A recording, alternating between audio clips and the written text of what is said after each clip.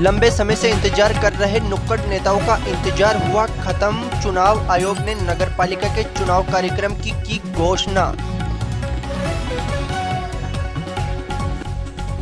चुनाव घोषणा के साथ ही अब खुलकर सामने आए उम्मीदवारी जताने वाले नुक्कड़ नेता। इस बार 28 जनवरी को होगा केकड़ी नगरपालिका के वार्ड मेंबरों के लिए मतदान।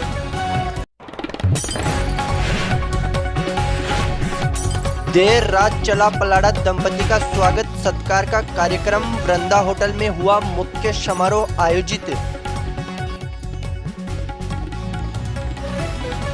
भंवर सिंह पलाड़ा ने भाजपा के जिलाध्यक्ष को जमकर सुनाई खरी खोटी। पलाड़ा ने कहा, भाजपा को बचाना है तो भूतड़ा को भगाना ही होगा। बजट स्वीकृति के अभाव में खस्ता हाल में पहुंचा केकड़ी क्षेत्र का दूसरा सबसे बड़ा राजकीय विद्यालय। अभिभावकों ने विकास के लिए बढ़ाया हाथ। विकास प्रबंधक समिति की बैठक में चिकित्सा मंत्री से बजट पास करवाने के लिए लिया प्रस्ताव।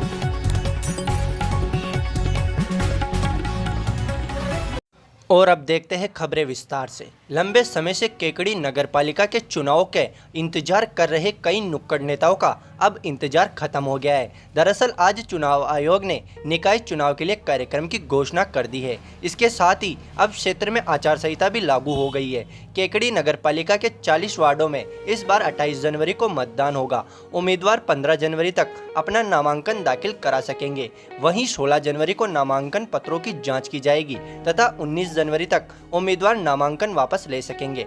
तत्पश्चात 28 जनवरी को केकड़ी नगरपालिका के 40 वार्डों में सुबह 8 बजे से 5 बजे तक मतदान किया जाएगा तथा 31 जनवरी को प्रातः 9 बजे से मतगणना की जाएगी। इसी प्रकार पालिका अध्यक्ष चुनाव के लिए 2 जनवरी को नामांकन दाखिल किए जाएंगे तथा 7 फरवरी को पालिका अध्यक्ष व 8 फरवरी को पालिका उपाध्यक्ष के चुनाव होंगे, जिनमें विजेता पार्षद मतदान करेंगे।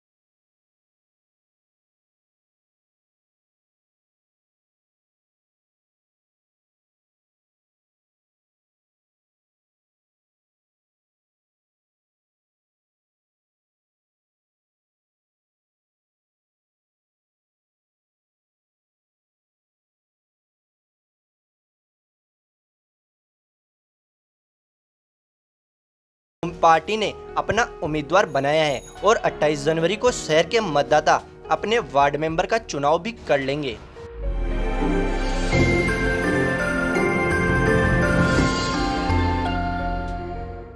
अजमेर जिले की नवनियुक्त जिला प्रमुख सुशील कंवर पलाड़ा व खो खो संघ के राष्ट्रीय उपाध्यक्ष भंवर सिंह पलाड़ा गत देर शाम केकड़ी पहुंचे। देर शाम तक केकड़ी शहर के विभिन्न जगहों पर चले स्वागत कार्यक्रम के बाद यहां केकड़ी के अजमेर रोड स्थित वृंदा होटल में आयोजन करता रामावतार सिकवाल के नेतृत्व में मुख्य स्वागत समारोह आयोजित किया गया। इस मौके पर आयोजित समारोह को संबोधित करते हुए युवा नेता भंवर सिंह पलाड़ा ने भाजपा के जिलाध्यक्ष देवी शंकर भूतड़ा को जमकर लताड़ लगाते हुए साफ स्पष्ट शब्दों में कहा कि भाजपा को बचाना है तो भूतड़ा को भगाना ही होगा।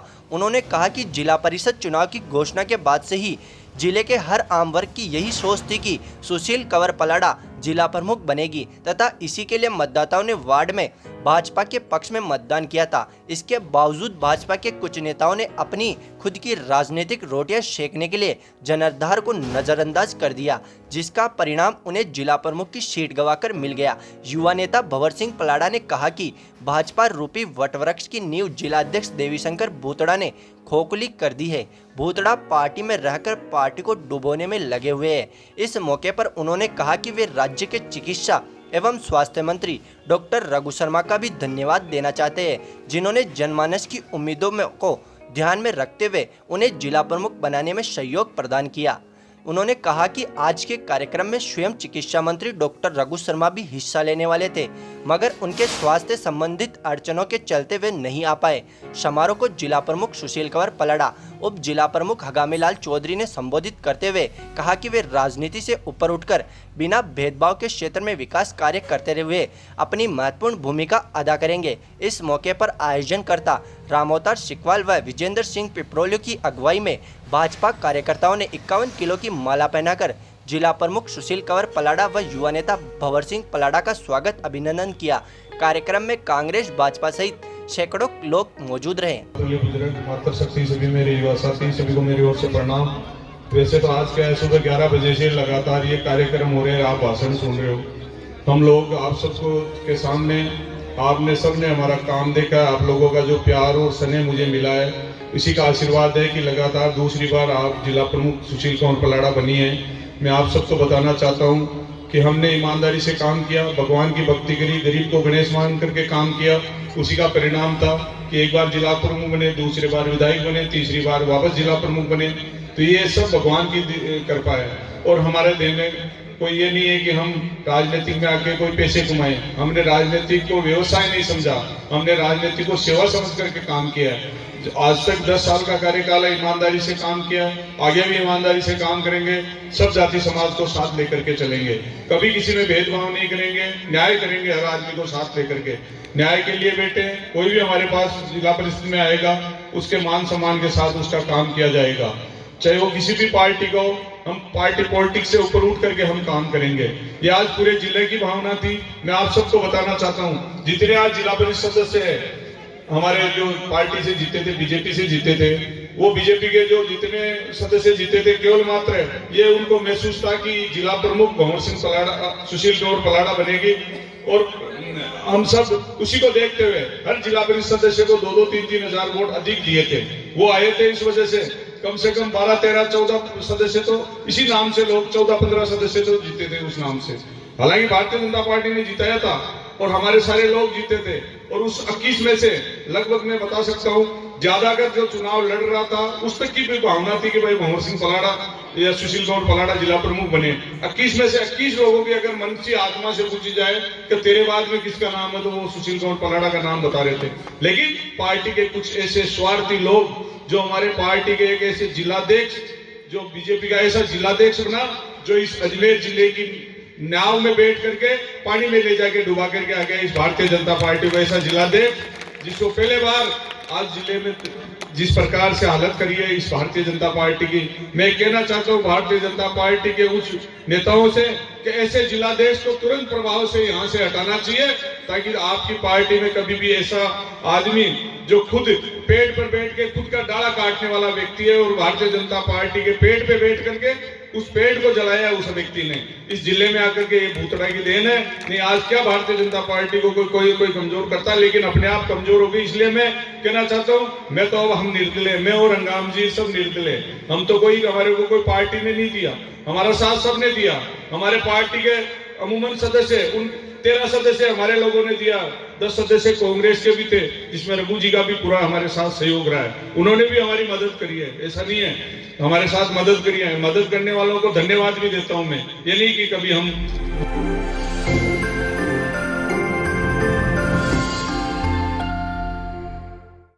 शहर के बीचों बीच पटेल मैदान के पास बने केकड़ी क्षेत्र के दूसरे सबसे बड़े राजकीय विद्यालय महात्मा गांधी विद्यालय को राज्य सरकार ने अपनी फ्लैगशिप योजना के तहत हिंदी से अंग्रेजी माध्यम में तो तब्दील कर दिया है, मगर बेहद ही जीर्ण शीर्ण हो चुके इस विद्यालय के भवन का जीर्णोद्धार के लिए सरकार ने शायद अब अपने हाथ खींच लिए हैं। तभी तो मौजूदा समय में विद्यालय के भवन की हालत काफ़ी खराब हो चुकी है, जिसको लेकर अब विद्यालय के विकास करवाने के लिए अभिभावक भी आगे आते हुए सहायता राशि देना शुरू कर दिया है। वहीं अब इस विद्यालय के जीर्ण शीर्ण होती हालत को सुधारने के लिए राज्य के चिकित्सा एवं स्वास्थ्य मंत्री डॉक्टर रघु शर्मा से भी बजट पारित करवाने के लिए विद्यालय प्रबंधक समिति ने तैयारी कर ली है। उल्लेखनीय है कि शहर के बीचों बीच पटेल मैदान के पास स्थित राजकीय महात्मा गांधी विद्यालय के भवन की मौजूदा समय में स्थिति काफ़ी दयनीय है।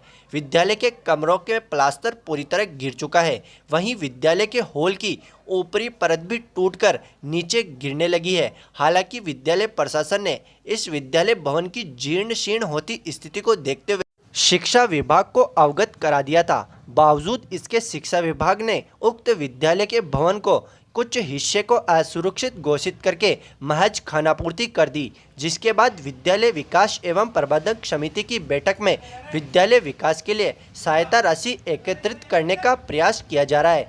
विद्यालय की जीर्ण शीर्ण होती स्थिति को देखते हुए मंगलवार को भी विद्यालय विकास एवं प्रबंधक समिति की बैठक आयोजित हुई। बैठक में प्रबंधक समिति के सचिव सुमित्रा पारिक ने सभी सदस्यों को पूर्व में कराए गए कार्यों का विवरण प्रस्तुत कर अनुमोदन कराया एवं नवीन प्रस्ताव प्रस्तुत किए। समिति के सभी सदस्यों ने विद्यालय भवन जो जीर्ण शीर्ण की मरम्मत करवाने एवं ऊपरी मंजिल के हॉल जो क्षतिग्रस्त है उसे हटाने एवं विद्यालय भवन जो बहुत ही प्राचीन है, जिसके कक्षों का प्लास्टर टूट चुका है एवं पुराने चूने का प्लास्टर हटाकर सीमेंट का नवीन प्लास्टर करवाने, छात्र छात्राओं के शौचालय की मरम्मत सहित संपूर्ण भवन की रंगाई पुताई का कार्य आदि प्रस्तावों का सर्वसम्मति से अनुमोदन किया। बैठक में धन्नालाल डसानिया ने राज्य के चिकित्सा एवं स्वास्थ्य मंत्री डॉक्टर रघु शर्मा से भवन के लिए बजट मांग को लेकर प्रस्ताव रखा, जिसका सभी सदस्यों द्वारा स्वागत किया गया। बैठक में सदस्य अनिल राठी द्वारा विद्यार्थियों को पाठ्य पुस्तकें उपलब्ध करवाने का प्रस्ताव रखा, जिस पर चंद्रप्रभा जैन ने जिन विद्यार्थियों के लिए पाठ्य पुस्तकें नहीं आई है उनकी पाठ्य पुस्तकें हेतु सहयोग राशि देने की घोषणा की है। आज एसडीएमसी की बैठक ली गई। सब सम्माननीय जो हमारे सदस्य थे उन्होंने अपनी उपस्थिति देके बहुत बहुमूल्य अपने सुझाव दिए हैं और पूर्व में जो हमने थोड़ा बहुत लिया था कि प्रस्ताव उसको हमने कर आज उसका अनुमोदन करवाया है। और मीटिंग में सबसे बड़ा मुद्दा ये था कि बिल्डिंग की हालत बहुत जर्जर हालत में है। पानी सीधा कमरों से निकलता है और पूरा फर्श गीला हो जाता है, दीवारें पूरी सिम खाई हुई है, तो इनका प्लास्टर करवाना और इनकी मरम्मत करवाना बहुत ज़रूरी है, अन्यथा बच्चों को बिठाना एक बहुत बड़ा मुद्दा है, रिस्क है। और इससे पेरेंट्स बहुत ज़्यादा परेशान हो रहे हैं कि इस बिल्डिंग की मरम्मत जल्दी से जल्दी हो और बच्चों के आने से पूर्व इसकी पूरी मरम्मत चाहते हैं। वही मेन मुद्दा आज सारी एसडीएमसी के चर्चा में रहा। बाकी कुछ फ्री टेक्स्ट बुक का भी मुद्दा आया था कि हमारे पास किताबें जो सरकार ने दी है अंग्रेजी माध्यम की वो एक सेक्शन की है, तो उसका भी हमने एक सुझाव निकाला है कि हमारे मीटिंग के हैं दानदाता हैं उन्होंने इसका सुझाव दिया है कि हम मिलजुल कर पैसे इकट्ठे कर बच्चों के लिए जो किताबें हैं उनकी फ़ोटो स्टेट कर हम बच्चों को देंगे, जो सादर आमंत्रित था और सब ने बहुत सुझाव को सराहा। बाकी मीटिंग अच्छी रही और मैं चाहूँगी कि हमारे इसी तरह के जो जुझारू हमारे सदस्य हैं वो हमारा पूरा सहयोग दे रहे हैं, उनके लिए बहुत बहुत धन्यवाद। आज की मीटिंग विद्यालय के कई कमरे ऐसे हैं जिनमें बड़ी बड़ी दरारें पड़ी हुई है, गिरने का भी डर बना हुआ है। आपने विभाग को इस बारे में कभी अवगत कराया? जी हाँ, इसके विभाग को हमने फ़ोटोएं भी भेजी हुई है और प्रस्ताव भी भेजा हुआ है और विभाग ने इसको असुरक्षित घोषित कर दिया है और आगे की कार्रवाई के लिए जो भी विभाग बोलेगा उस तरह से हम करेंगे। बताइए मीटिंग के बारे में क्या कुछ रहा? मीटिंग में सबसे पहला मुद्दा यही रखा कि ये जो बिल्डिंग है वो जर्जर स्थिति में है, तो अभी हमारे यहाँ पास अभी कोरोना चल रहा है, इस वजह से बच्चे नहीं आ पा रहे हैं। तो वो मैडम का ये था कि ये जो कार्यक्रम है वो इस समय ही कर लें ताकि बच्चे जब आएँ तो उनको सीधा पढ़ने के लिए ही हम उनको अवेलेबल करा सके रूम। तो सबसे पहले बात तो यही रखी है कि भाई इसको डोनेशन के ज़रिए से, विकास शुल्क के ज़रिए से, ताकि पेरेंट्स का भी ऑब्जेक्शन आ रहे विकास शुल्क से संबंधित, तो मैडम ने कहा है कि स्थिति हमारे जो बिल्डिंग है उसको सुधारने की है। दूसरा मुद्दा रखा था कि बुक्स की कमी हो रही है, तो सरकार ने पहले एक सेक्शन खोलने के लिए कहा था, इसलिए वो बुक्स थी, और बुक्स को अब हम हमारे वो करा रहे फोटोस्टेट करा के बच्चों को उपलब्ध कराने का रखा है दूसरा मुद्दा। और इसी ज़रिए से ये मेन तो मुद्दा यही था कि जो इसकी बिल्डिंग है वो बहुत ऊपर वाली जो है बिल्डिंग वो बिल्कुल जर्जर स्थिति में है।